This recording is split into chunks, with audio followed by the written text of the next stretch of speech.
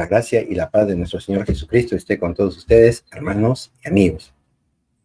Bueno, a Cristo no le faltaron razones, motivos para reformar la iglesia, refundar la iglesia, reestructurar la iglesia y, todos los cambios que él podría haberse imaginado. Motivos, pues, no le faltaron. Ahí tenemos a los apóstoles, cómo se ambicionaban los primeros puestos. Pedro, que lo negó 3 veces, y a Judas, que lo traicionó. O sea, tenía hombres corruptos ahí entre los suyos. Les dio la oportunidad, ¿no? Lo llamó. A Judas, por ejemplo, era un ladrón, se sabía que robaba. De las limosnas que Jesús con los apóstoles obtenían en el camino, ¿no? Y sin embargo, ¿no? Jesús continuó con ellos, ¿cierto? Continuó con ellos. Entonces, ahí tenemos en estos últimos tiempos cuántas iglesias con la denominación de cristianas han aparecido para decir que son la verdadera iglesia de Cristo y que no es la iglesia católica. Ahí tenemos a los reformadores del siglo XVI, ¿no? A los restauradores, los mormones, vamos a decirlo así, los refundadores, los testigos de Jehová, etcétera, ¿no? Etcétera. Bueno, eso también nos trae a nosotros acá a hacer un análisis de las situaciones varias que se nos presentan en la vida cotidiana, ¿no? De personas con las que tratamos día a día.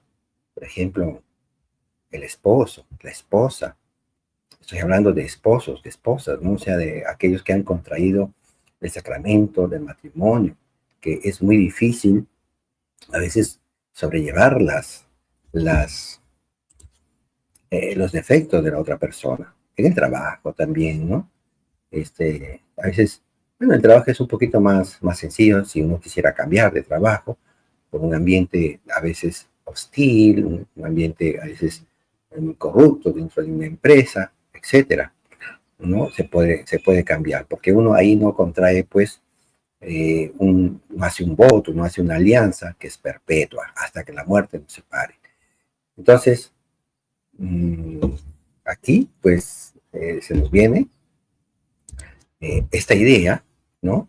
De que Cristo, ¿por qué no cambió la iglesia? Y vamos a ver que la iglesia con Cristo van a ser una forma de matrimonio, de sacramento nupcial. Entonces, queremos con ustedes ver hoy día este tema de que las puertas del infierno prevalecieron o no prevalecieron contra la iglesia que Cristo fundó. Y entonces, vamos al texto que quisiera compartir con ustedes, que es el de San Marcos, capítulo 9, versículo 30 al 37. Al salir de allí, atravesaron la Galilea. Vamos a compartirlo en la pantalla. Vamos a compartirlo para que lo puedan seguir también. Ahí está. Repito, al salir de ahí atravesaron la Galilea. Jesús no quería que nadie lo supiera, porque enseñaba y les decía: el Hijo del Hombre va a ser entregado en manos de los hombres, lo matarán y 3 días después de su muerte resucitará. Pero los discípulos no comprendían esto y temían hacerle preguntas. Llegaron a Cafarnaúm y una vez que estuvieron en la casa les preguntó: ¿de qué hablaban por el camino?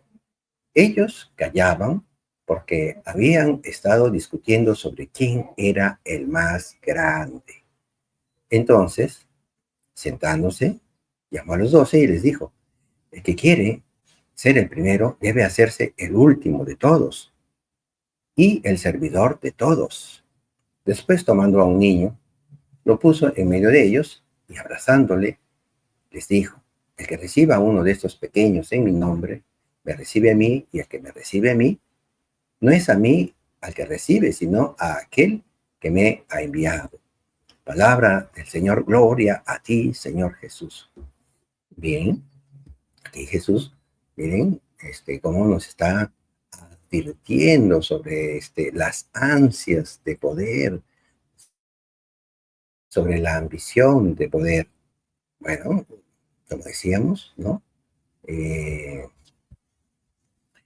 Como decíamos, aquí ya hay situaciones de corrupción, ¿no? Entre los apóstoles. ¿Por qué Jesús ahí no los cambió? ¿Por qué no los sacó, no les retiró la confianza, como se dice?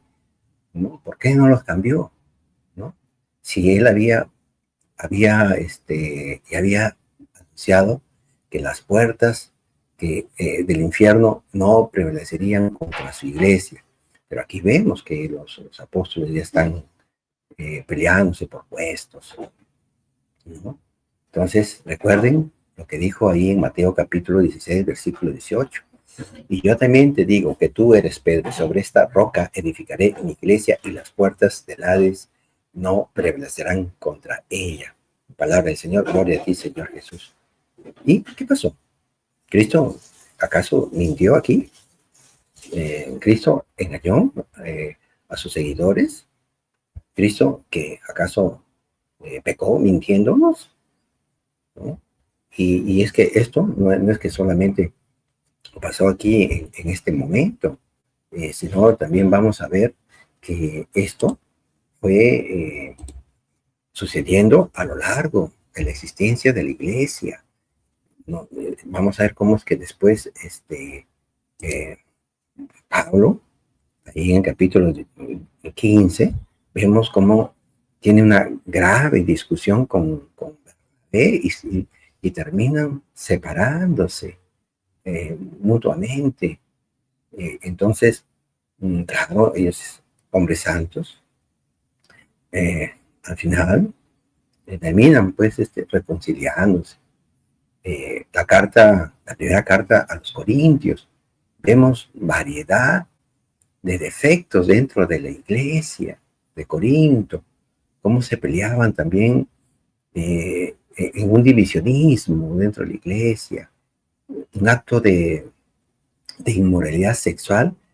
Ahí en el capítulo 5, eh, el, el, el hijo estaba teniendo relaciones sentimentales con la madrastra en la Eucaristía, cómo se emborrachaba. Luego, a ver, la segunda carta de San Juan, también vemos estas pugnas. Diótrefes tenía esta pugna por tener el primer puesto dentro de la iglesia. Y entonces, y etcétera, etcétera, ¿no? Corrupción hubo a lo largo de los siglos. Los mormones van a decir, no, es que fíjense que desde ahí ya había necesidad de restaurar la iglesia. Bueno, igual los testigos de Jehová dicen, no, que la iglesia permaneció santa solamente hasta el primer siglo, ¿no? Y entonces, los reformadores, ¿no? La iglesia se corrompió con Constantino. Constantino vino a introducir todas estas tradiciones de las que la iglesia, pues, tiene ahora, en el presente, ¿no? Tradiciones que no están en la Biblia, papas corruptos y adúlteros, nombramientos de jerarcas por nepotismo, el cobro de las indulgencias para la salvación, ¿no? Allá en el siglo, pues, en los primeros años del siglo XVI. Y ahora, en la actualidad, escándalos de pederastía que se han dado, y, bueno, etcétera. Pero no voy a mencionar todas estas cosas que también se dan en otras religiones, en otras iglesias. No vamos a nombrar iglesias de otra denominación. Hablemos de la iglesia católica, la iglesia que Cristo fundó. Entonces, pero Jesús, miren, lejos, lejos, lejos de despreciar, lejos de repudiar a la iglesia, en este momento de sacar a estos apóstoles, o cambiaron la totalidad de los apóstoles y discípulos, ¿no? No, no lo hizo, ¿no? No lo hizo, ¿cierto? Entonces, ni tampoco lo hizo con la iglesia ya naciente del día de Pentecostés, por los hechos que ya hemos mencionado. Lo que Cristo más bien nos está enseñando que tenemos que amar, pues, a la persona con sus defectos. Eh, la persona puede ir mejorando, la persona, miren, y el ejemplo más precioso que Cristo nos mostró fue ahí en la cruz. Uno de los dos criminales se arrepintió en los últimos minutos de su vida. Fue escuchando el Evangelio de nuestro Señor Jesucristo, el perdón, el cuidado de la familia, que le dice a San Juan, a su apóstol, cuida a María, mujer, ahí tienes a tu hijo, ahí tienes a tu madre, ¿no? Entonces, esa fraternidad que debe haber dentro de la familia, el cuidado de las personas y esperar que las personas cambien. Entonces, Jesús ahí fue haciéndole una evangelización a este criminal y cambió. Entonces, y Jesús va a confiar así en sus apóstoles y le va a confiar la iglesia, ¿no? Por todos los siglos. Porque pues va a decir ahí en Mateo capítulo 28, versículo 20, y yo estaré todos los días hasta el fin de los tiempos. Yo estaré todos los días hasta el fin de los tiempos. Bien, entonces, pero hay que ver que aquí hay una teología preciosa también en el tema del matrimonio, ¿no? Que habíamos puesto al inicio.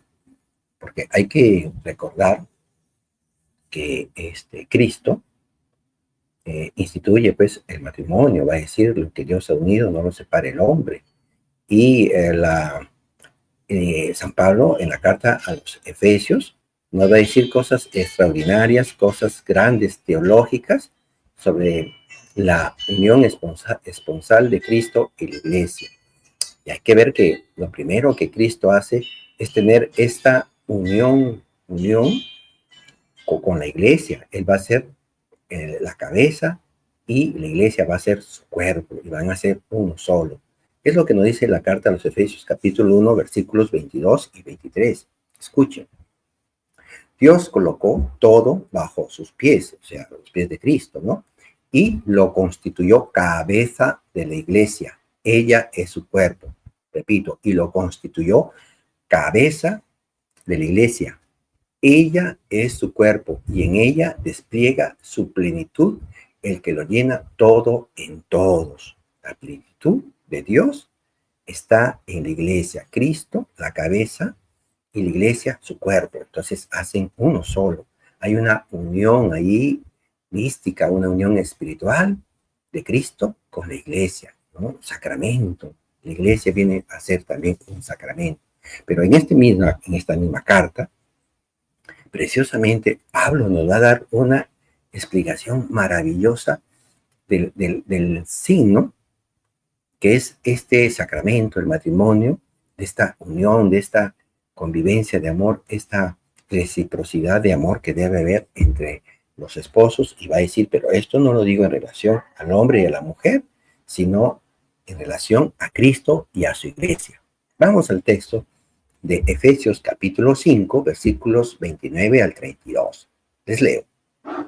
Y nadie aborrece su cuerpo, repito, y nadie aborrece su cuerpo. Al contrario, lo alimenta y lo cuida. Y eso es justamente lo que Cristo hace por la iglesia. Recordemos que en Efesios 1, 22, 23 nos decía que Cristo es la cabeza y la iglesia es su cuerpo. Entonces nos está diciendo aquí, ¿no? Y nadie aborrece su cuerpo. Entonces, continuemos, dice, al contrario, lo alimenta y lo cuida. Y eso es justamente lo que Cristo hace por la iglesia.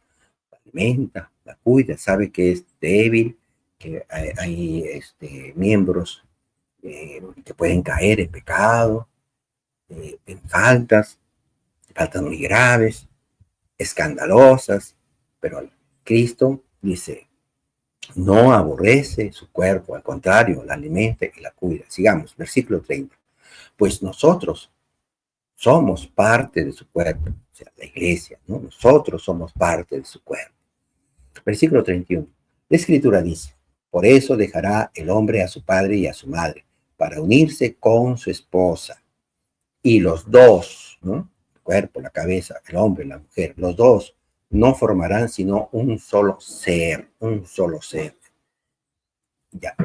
Es este un misterio muy grande, pues lo refiero a Cristo y la iglesia. Repito, y los dos formarán, sino un solo ser. Es este un misterio muy grande, pues lo refiero a Cristo y a la iglesia. Palabra de Dios, te alabamos, Señor. Es un misterio muy grande esta unión entre Cristo, que es la cabeza, y la iglesia, que es su cuerpo. Es una unión, es un misterio muy grande que no nos cabe en la cabeza, así como es un misterio tan grande que el hombre cuando se casa religiosamente con un hombre y una mujer, pasan a ser un solo ser, un solo cuerpo. Entonces, por eso dice Efesios 5:29, y nadie aborrece su cuerpo a pesar de todos los defectos habidos y por haber. O sea, Cristo se mantuvo con esta iglesia. Cristo le fue dando a la iglesia durante estos 20 siglos su gracia. Por eso es que encontramos extraordinarios hombres y mujeres a lo largo de los 20 siglos de vida de la iglesia, ¿no? Porque estos hombres y mujeres, ¿no?